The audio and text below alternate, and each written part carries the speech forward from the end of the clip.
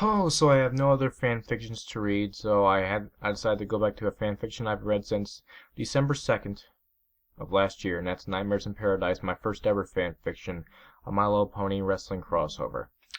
I did not forget about it, I just thought it'd be very egotistical to read my own story, but I have nothing else to read, so why not? And plus, it's my story, so we're on chapter 8.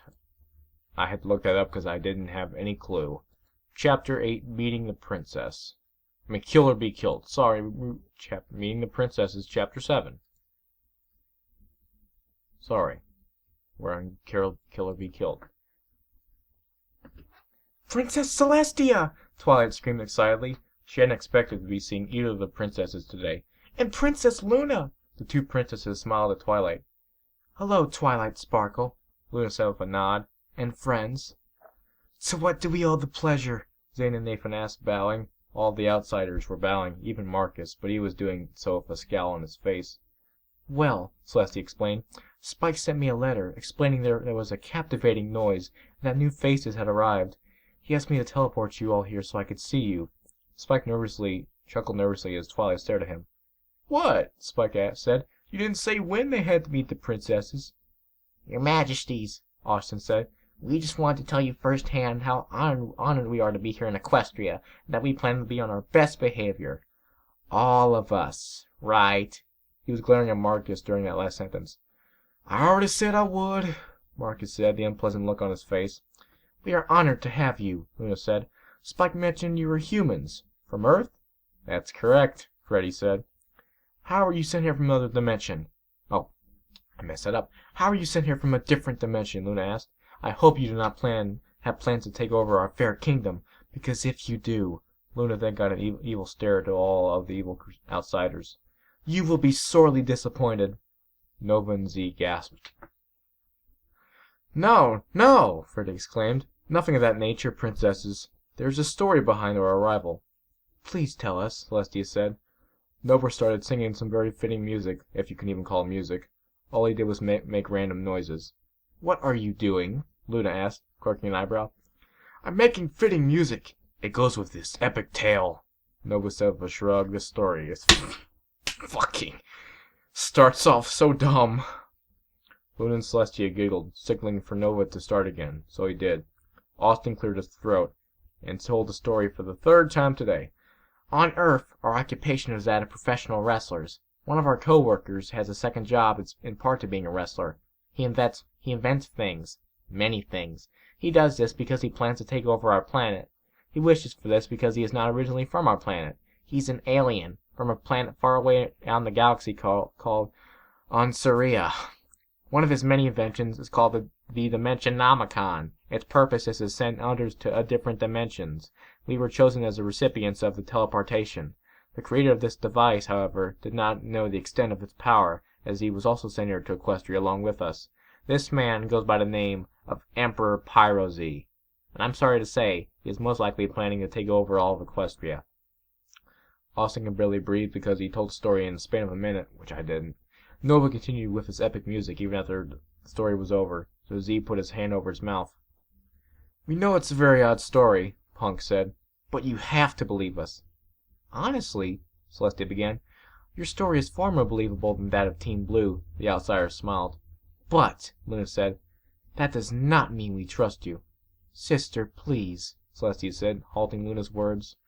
We trust you all fully, and we appreciate you telling us of the danger that is ahead, Luna scowled. Thank you, princesses, Nathan and Zane said. You are welcome, Luna struggled to say, still getting used to being nicer than before. But the elements of harmony will easily dispatch of this Pyroz. They have defeated the likes of several others before him. We hate to disagree, Austin retorted, but we warn you, do not count out Pyroz too quickly. He is an evil mastermind. But his recent plans to take over Earth have not gone over as he planned. See, Luna smiled, nothing to worry about. I believe it is something to worry about, dear sister, Celestia said, once again disagreeing with her sister. While the elements of harmony have defeated plenty of evil before, I trust these humans' judgment. If they say this man is evil, then he surely is evil. Pyroz has another character trait that will work to our advantage, Austin said. He is slow to follow up on his plans. and we have been told that Team Blue will be returning soon. We know Team Blue, you could say. We are associates with them. They visit our dimension regularly. As the girls have told us, Blue helped save Equestria numerous times, so we fully believe that by the time Pyro Z begins its attack, Blue will have already arrived, and they will foil his plans as well. If the inevitable occurs, Celestia said, such as Blue not returning in time, will you be of any help to save Equestria? Princess, Freddy said, we are skilled in wrestling, Muay Thai, and other forms of ancient brawling. We promise you we will try our best to aid Equestria during the troubled times. The princesses smiled and nodded. Thank you, once again, Luna said. Your bravery is admiring. We must ask you, though, that you let Twilight Sparkle turn you into ponies. Why? Marcus asked, not happy about Luna's statement. Because, Luna explained, if you are kept in human form, the other citizens will become scared and frightened off your appearances. Many other ponies have never seen anything quite like you men. They will then overreact, thinking you are the enemy, and you obviously aren't. You are heroes, Luna smiled. No disrespect in your judgment, Princess, Punk said, but we're just your average Joe human beings. We're anything but heroes. Oh, Celestia said, but you are. You warned us of a very powerful entity's attack before it occurred. Now, we know who and what to look out for. Equestria is forever grateful for what you have done, for what you have told us today. Celestia sincerely smiled. We thank you, Princess, Austin said. Everyone bowed once again. We must know, Luna said. What are your names? Austin began. I'm Austin Ross. Freddy Hediger, Freddy said. My real name's Philip Brooks, Punk said, but I prefer to be called CM Punk. My name's James Wilson, James said, but I like Nova better. Z's birth name was Stephen Viking, but Z likes to be called Z Best, Z answered. Nathan Balgino, Nathan said. Zane Dotson, Zane answered, smiling hugely. Marcus Sims, Marcus said. He also goes by Marky, Pinky said, hopping. I do not go by Marky, your majesties, Marcus said, glaring at Pinky. The princesses just giggled. I'm Kit, Kit said. Damien, Damien said. Sup? And my name's Tate. They're my sons, Freddy said. You brought your children here with you? Luna asked. They were with me when we were teleported, Freddy explained. Besides, they missed me too much if kept back on Earth. Pfft, Kit said. We're not wussies, Dad. Yeah, Damien said. We can handle ourselves just fine. Scooters are fancy, Tate said, grinning. They're jokesters, Freddy said, ruffling up Kit's hair, which made him pout. And this big guy, Punk said, gesturing towards Ryback, is Ryback. He doesn't like to talk. Ryback shrugged. Well, Celestia said, it's very nice to meet you all. We wish you good luck in your journey. We appreciate it, Freddy said. Wait, Zane yelled. Princess Luna, may we ask a favor of you? Luna was surprised. What do you wish? She asked. Could you say the fun has been doubled? It would please us, Nathan said, blushing. Luna looked oddly at her sister. All right then. The fun has been doubled! Yes! Nathan and Zane yelled, Celestia shrugging at her sister. We'd better get going, Twilight said. We need to change you all into ponies. To that, everyone except Marcus cheered. Ryback just smiled. That is correct, Celestia said. We shall see you all later. Everyone waved as they were teleported to Twilight's home. What do you think of our guests? Celestia asked. They are a bit odd, Luna answered honestly. But so was Blue, and look what they accomplished. They were a great help to us today, Celestia said. Now we know what we're up against. Luna nodded. Cave! Pyro Z had gotten away from the town hall after his enemies had been teleported away. Pyro Z thought out loud. I will have to look for shelter. I could create a home for myself in no time in Ponyville, but I feared citizens would get suspicious at the sudden arrival of its existence. I guess this large cave will do for now. Pyro Z stepped inside the cave. It was big, but he wanted to live someplace less dark. His heart was dark, of course, but Pyro Z enjoyed light for some reason. Starting tonight, I will think of my plan to take over Equestria. It seems as though my Dimensionomicon can only be used to teleport to dimensions, not from them. I will have to adjust that later. My main goal in life was to take over Earth, but I guess Equestria will do for now. I also need to find something to test my new weapon out on.